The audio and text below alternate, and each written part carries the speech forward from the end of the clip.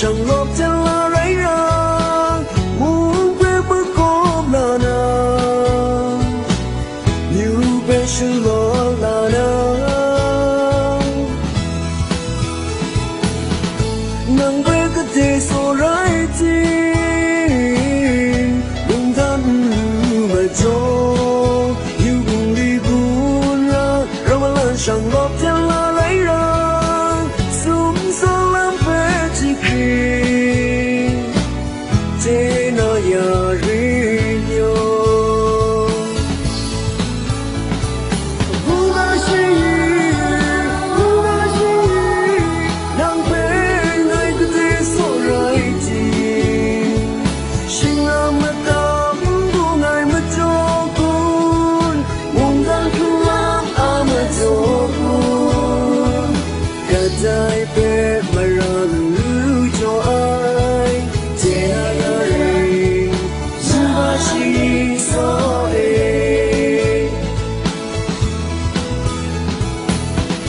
giờ đây nghĩ cô nàng thế khác tim nàng về chú sắp rằng thương đến sự cu nàng về mà riêng lại sinh ra muốn ai ông đâu mà khang lưu chân so bằng bài hoa nàng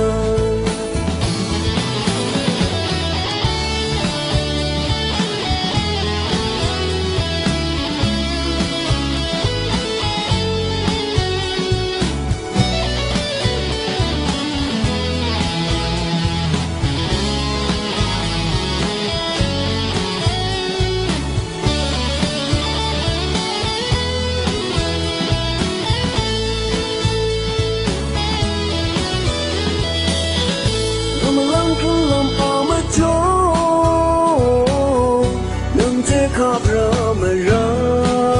ya tay đi ra ngay rồi mà lần chẳng góp chân là lấy ra muốn về bước cốm là nào nhiều về sự lo là nào nàng về cứ thế số rải chi cùng thân lưu mà cho chẳng góp chân là lấy ra sớm sao lắm về chỉ khi